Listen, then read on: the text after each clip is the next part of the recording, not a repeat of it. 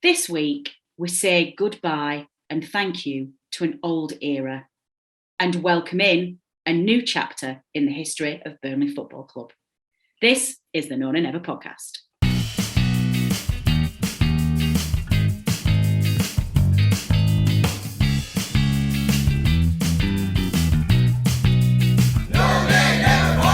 Hello and welcome to a very special summer edition of the No Nay Never podcast, the first one that we have come to you since the end of the season and that heartbreaking relegation from the Premier League. I'm your host, Natalie Bromley, and joining me are two, possibly three, maybe even four wonderful, much-loved members of the No Nay Never family, Tom Whittaker and George Poole.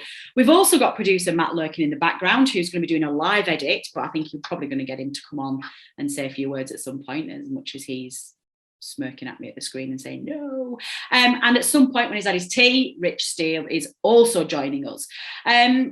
Listeners, today is the day. A new chapter in Burnley's history is upon us, as the football club has announced that the new first-team coach will be none other than ex-Manchester City legend, previous Anderlecht manager, Vincent Kompany. We are going to get immediate reaction from our panellists to find out exactly how we are feeling about this next chapter in our journey.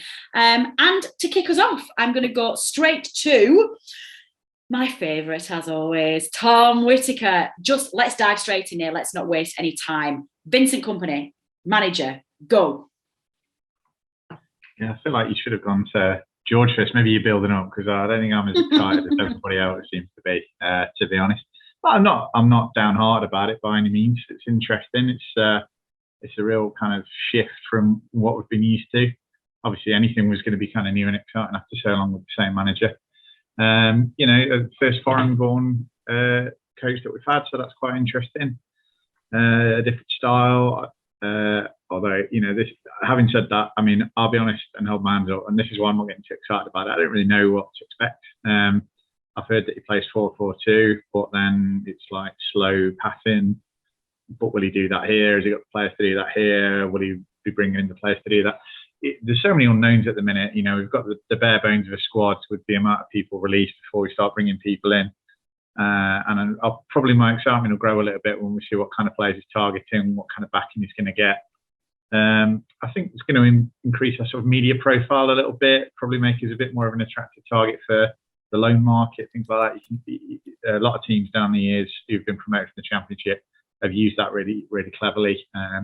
You look at like that Derby team that had Harry Wilson, Mason Mount, Tammy Abraham when he was at Aston Villa, he got them up.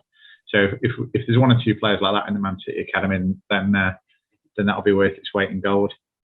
But yeah, I mean, I'm not getting carried away. I'm not really excited. I'd say I'm not overwhelmed. I'm not underwhelmed. I'm just whelmed. So I'm ready to be whelmed. I'm just whelmed. I'm just whelmed. Well, just pause that thought for a second, Tom, because I want to come back to you in a minute and find out if this wasn't overwhelmed, who pretty much was on your target list. George, he did set the gauntlet for you and say I should have come to you first. I think you and I are in the same camp as being very, very giddy about this appointment. So what's your immediate reaction? Yeah, it's funny because literally just yesterday, I messaged you guys saying, "Oh, all my excitement's gone now. It's been so long, blah blah blah." But that was a load of rubbish, because when the notification came through at work today, I was just absolutely over the moon. Really, really, really, really excited by the appointment. As we say, first foreign manager in Burnley history. I mean, we've come a long way from when Andres Villas-Boas was rejected because he used a PowerPoint in his interview. We're a long way from that now. And I just think it'll be really exciting. I think it's a good mix of both worlds in that, he's this fresh young manager who obviously has the star power, one of the greatest Premier League captains of all time. But at the same time, like Tom alluded to, he plays a 4-4-2.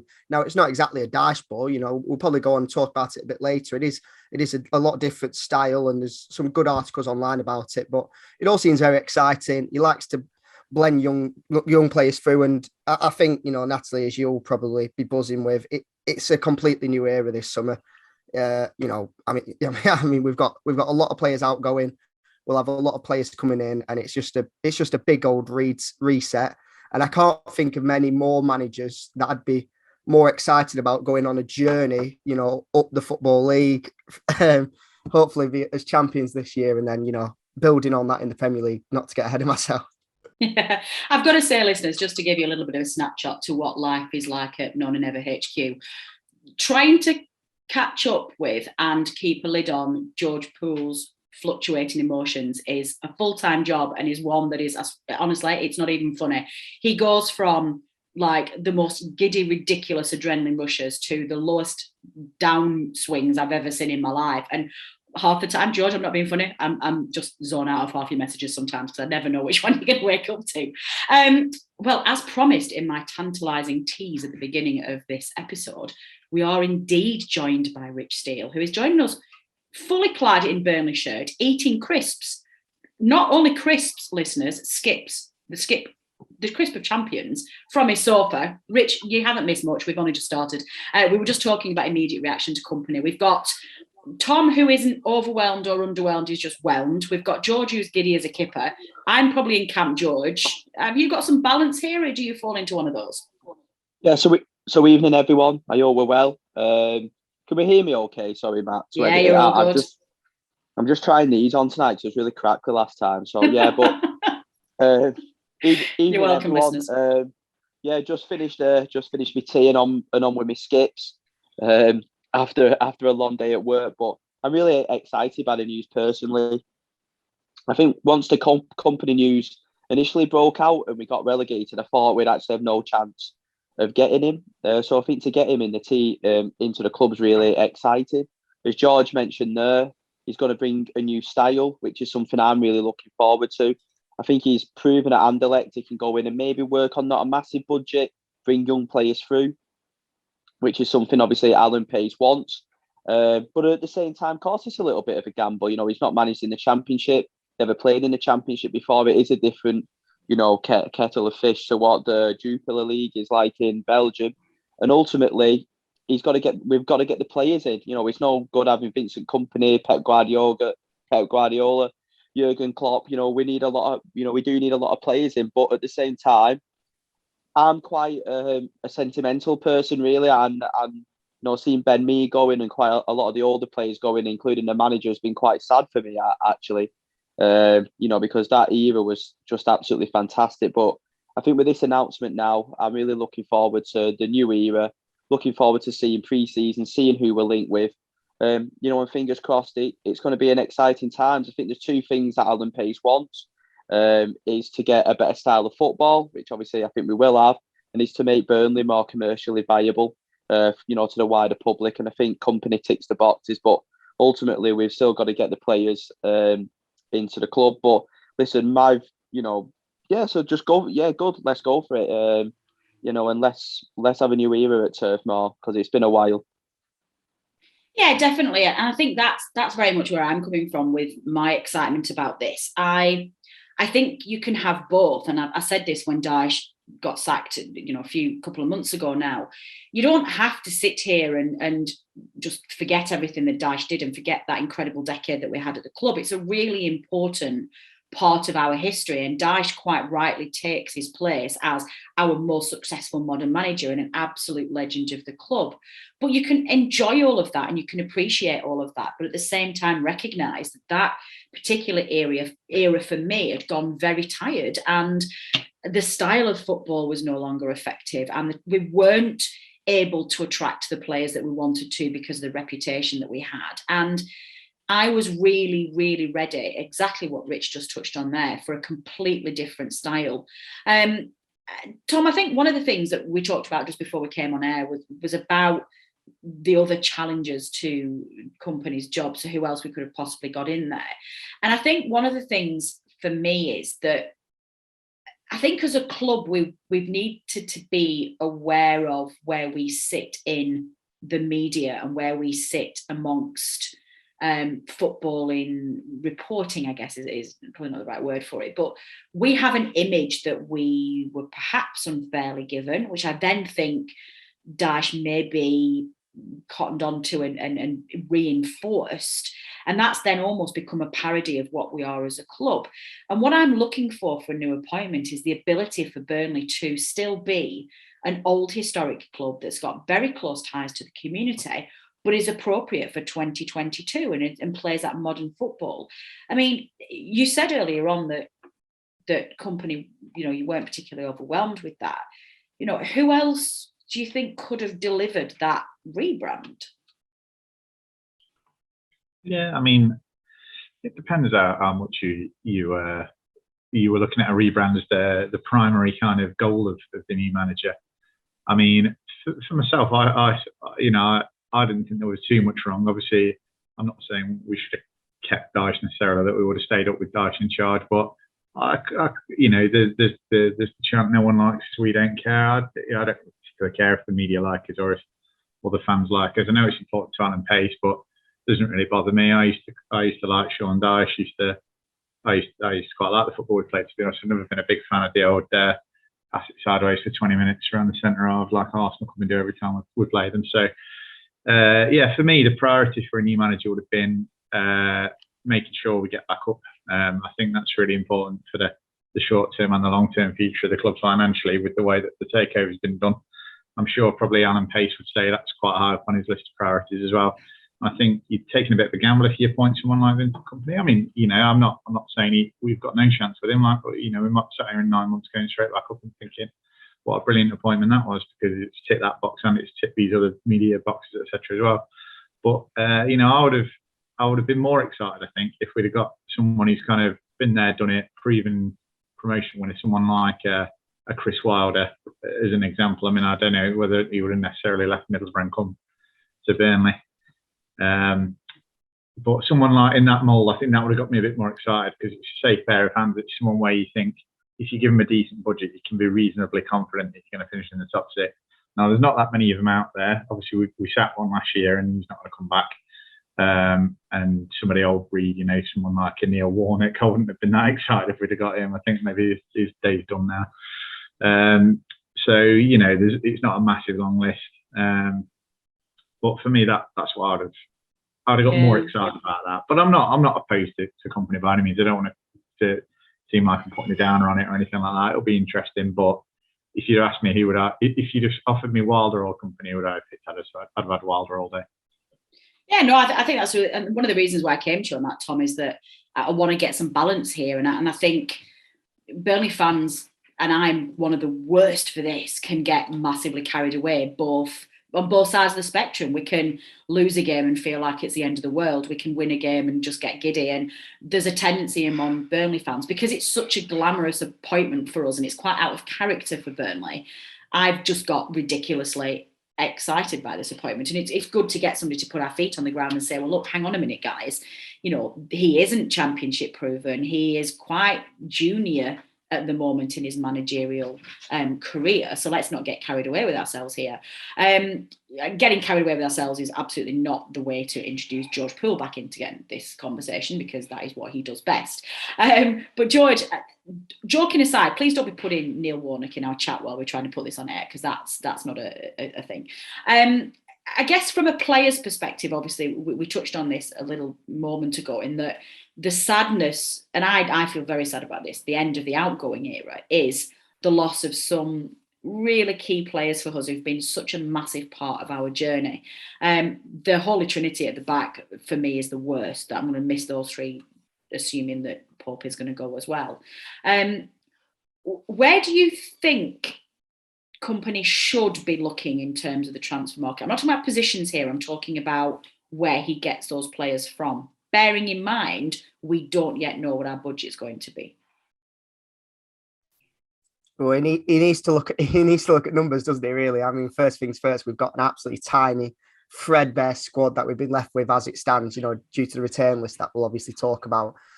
Like you, absolutely devastated that Mee's gone, Tarks is gone, Pope is all but confirmed. You'd really expect him to leave as well. I saw a mental stat on Twitter. Sorry, I can't remember who posted it, but it's the first time since 2003 that we've not had either Michael Duff or Ben Mee in the Burnley squad. And you just think about that and you think, well, that's 19 years that we've not had one of them two central defenders Wow. in the Burnley squad. And you just think, yeah, now when I go on Turf Moor and I take my seat and I look out on that pitch, I'm not going to see either of them at the back, at the centre of the defence. It's quite sad and it's quite scary. And we've just appropriately seen Nathan Collins score an absolute worldie for Ireland, and it's going to be really. It was going to be really exciting to see him develop. But at the same time, we thought, yeah, alongside Ben Mee, alongside someone experienced. So, you know, we are going to have to bring in players all over the pitch. I'm not one of these who's particularly bothered where they come from. I'm not going to say, oh, I think we should really go into the European market because the shackles are off. Let's go and do it. You know, like Tom says, there is an element of getting players who are experienced in the Championship, who know exactly what the league's about. We saw Weghorst, come into the Premier League and, let's be honest, not really pick it up. I still think there's a really good player there, but didn't quite pick it up. And that's the gamble you can take on foreign players, on players who haven't played in these leagues before. So, you know, I'm not one of those who thinks, let's go out and buy everyone in Europe. But at the same time, you've got two obvious choices, haven't you? You've got go and raid Man City's academy, which would be lovely to get a couple of loan players. You know, in the ilk of a Mason Mount, you see how he progressed at Derby. And now look at him, you know, playing week in, week out for England. But at the same time, you've got maybe a few players from Belgium that Kompany's either coached or watched or, you know, played against. I think, you know, just off the top of my head, that Josh Cullen, who's a central midfielder at Anderlecht. I know I'm rambling here, but we'll talk about it later about the style of 4-4-2 he plays, where a centre mid drops into the centre of defence at times. And he's a man who knows that system inside and out. So there's definitely scope to look at Anderlecht, at Man City Academy in Europe. But at the same time, let's get some experienced heads in because, you know, that's really important in the Championship. And we'll offer that nice balance between Kompany, you know, a new coach to the Championship and the players who are experienced. Yeah. Rich, I think one of the things that George touched on there was Vincent Kompany's been known to favour younger players, and he's already saying that he's wanting to bring youth team players through and try and develop a much younger squad. That seems to be a little bit of a strange strategy, given when we looked at the retained list. There were quite a few of the youngsters in the development squad who we were expecting to be shortly breaking into the first team on their way out. What was your gut reaction when you saw the retained list? Some of those outgoing players we knew were going to go anyway, but there was some on there that I was pretty disappointed about. Well, if they're not good enough, they're not good enough, is it? Doesn't matter who the new manager is. Wow. Done. I can't really talk about that because I don't really go watch the Burnley youth games, so I've not seen enough of them play. So okay, I'm sure the people in the club know more about us sitting here in a podcast about some of these youth team lads. I think, like, you know, the ones like Richardson have kept us in, like Tucker was kept, but like someone like Anthony Glennon, who's never going to be good enough, then I think that's fair enough. And I think there's still such a huge gap between academy football and first team football, even at Championship level. So it didn't surprise me really that these lads have gone. I think George really made a good point there about, you know, you've still got to have a balance of youth and experience. I think Jack Cork is a player. I know he's not been fully released. I know he's in contract talks. I think he's someone who I'd really like to stay. I think his style of football would suit Kompany more, a bit more passing. And if he can play in that 4-4-2, maybe he can drop in a little bit deeper and always be like a quarterback type player for us. I think Brownell will do fine in the Championship next season. So I still think we've got a basis of some really good players in that squad. We just need to add to it. And you mentioned before about budget. Well, we don't know what the budget is going to be because we don't know who's going to go. You know, I've seen on, you know, people might like me mentioning him, people might not. Obviously, Alan Nixon, I thought, has got everything pretty much spot on all the way through this Kompany saga in terms of the work permit, when it's going to happen. And he was the first one who seemed to break the work permit story. So he kind of like seems to think that Burnley's going to put high prices on all of these players. So I don't think it's guaranteed that Pope's going to go, if I'm being honest with you. I don't think it's going to guaranteed. I think he's... that's interesting. I think there's going to be a lot of money that's going to be added to, that's going to be put into his value. I think Corney's not necessarily guaranteed to going to go either. I think we probably will lose one or two, but I don't think we're going to have wholesale kind of mass exoduses now. in terms of player sales, because I don't think we need to financially to sell 4 or 5 players. So we'll just take it from here and see who goes. But I know Matt's just put Pope will need to start, but it's all well and good saying he needs to, but it depends who comes and pays the money for him. Yeah, that's true. And if who would Burnley want say him? Pope's worth 30 odd 40 million and that's what he's worth to us, who's going to pay it? I think the level Pope's going to go to, because of his kicking and his distribution, is the bottom half clubs, and I don't think they would pay that money for a goalkeeper. I might be wrong.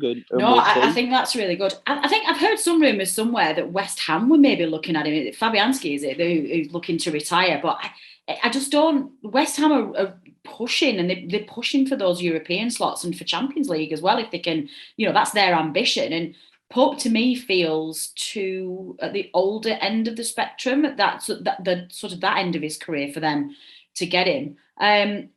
George has put Follow Forest in there, but why would he go?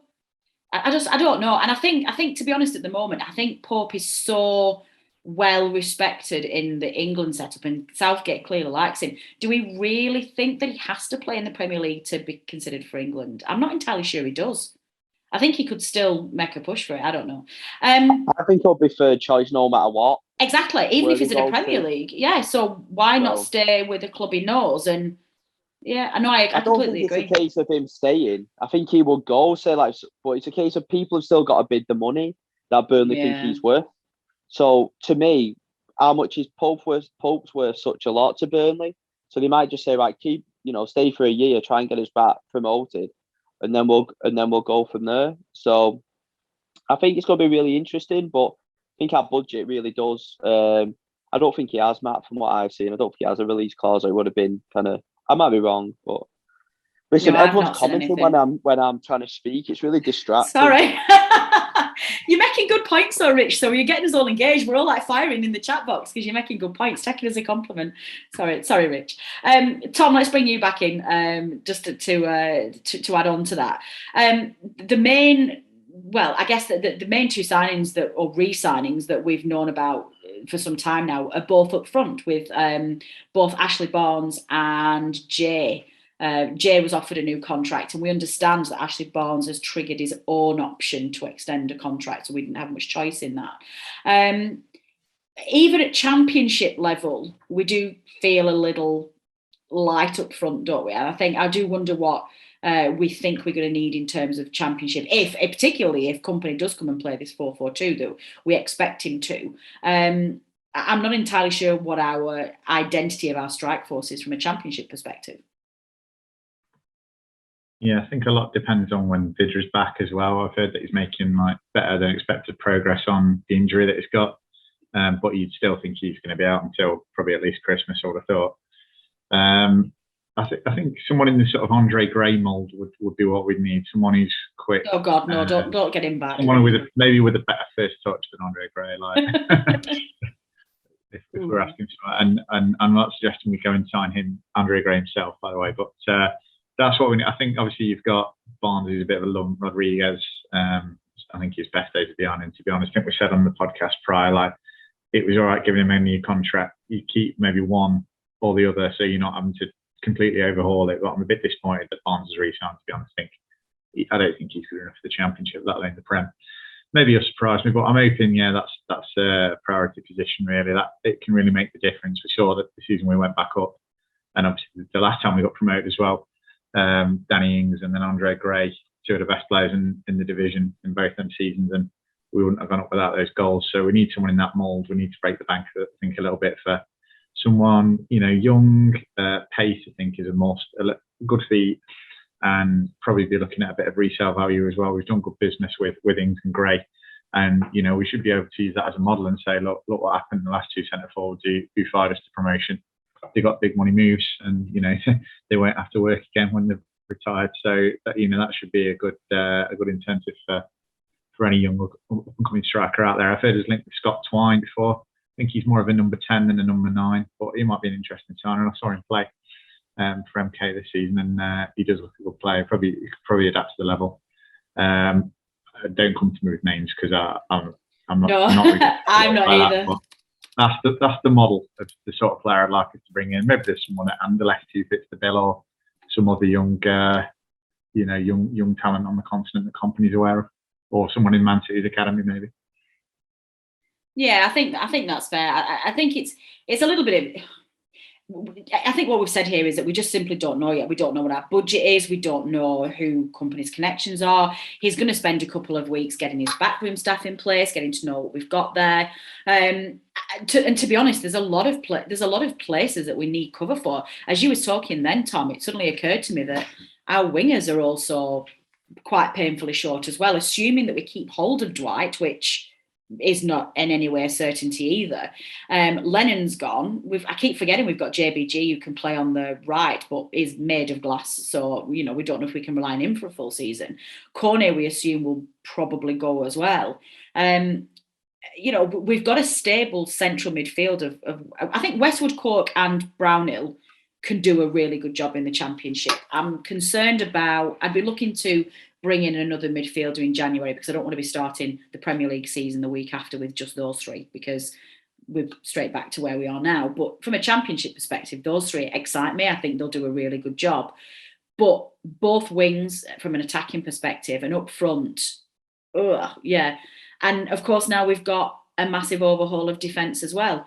I guess, George, just coming to you just finally before we go, I think, as much as we're sad to see all of these players, I think some of those players were way past it now. And I'm pretty sure we can forget about, worrying about losing people like Dale Stevens, Eric Peters, Phil Ballsy, those kind of players. There's probably not that many from the release list that is going to impact us that much. Yeah, it's just numbers, isn't it? It's one of those in that. From our perspective, having been fans under Garlic for nigh on a century, it felt like at times. We never had summers where we brought in a flurry of players. We never brought in enough to really revitalise that squad. And now we've got no choice, some might say, but it's whether we do bring in a flurry of players. That's a tough thing to do, is to get 8-9 signings over the line. But if you look at that squad, it needs it, just numbers wise. But yeah, like you say, the likes of Lennon, Stevens, Bardsley, their time probably up. Maybe Lennon could have done a job in the Championship, but I think for himself, he'll want a fresh challenge abroad, not having to fight Saturday, Tuesday every week in the Championship. It was just the hammer blow of Ben Mee, wasn't it? That was the only one where we didn't expect it, and it came out of nowhere, and it's a real shame. And I guess we'll see on Jack Cork, but like Tom said, I would really, really, really want him to stay.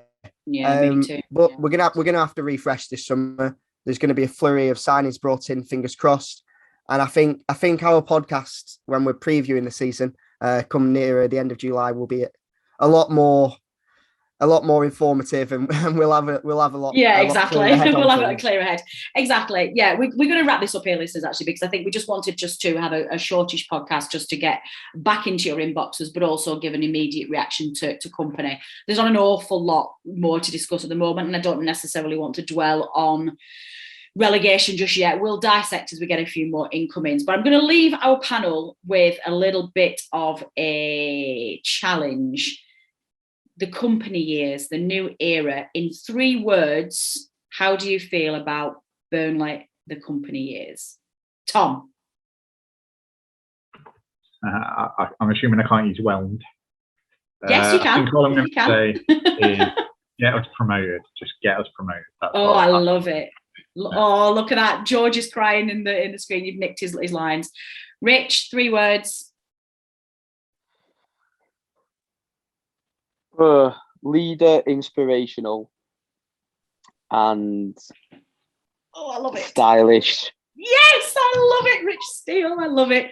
George, you can't have what Tom just said, so you're gonna have to do a new one, I'm afraid. Well, the thing that leaps to my mind is big, bold Belgian, but I'm gonna go with up as champions. The hell? Oh my god. Producer Matt, can you edit that bit out, please? Because this is a family-friendly show. Champions. Up as champions, I love it. I'm going to go with inspirational rebrand incoming.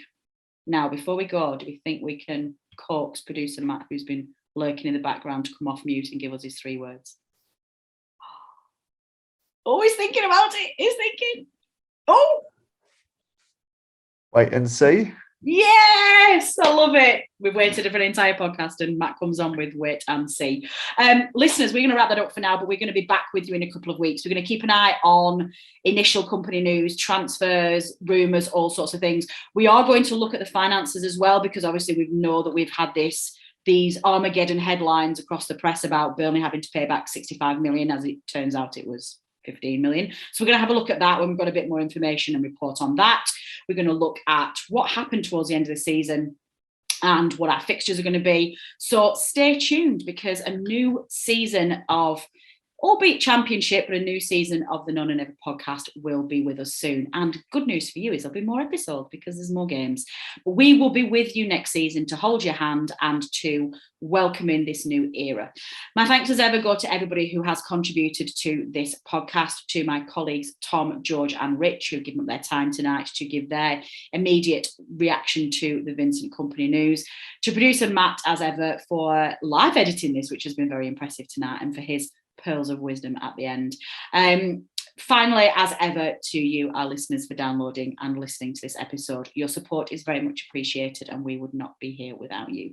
As we go into a new season, your support is very much appreciated, more than ever, and we cannot wait to start again. Stay tuned, watch out for social media, and we will be back. I think Dave, do you know what, Matt, you might have to jump in here. I blatantly didn't read your messages from earlier, but have we got some plans for some sort of preview show FBL episode this week?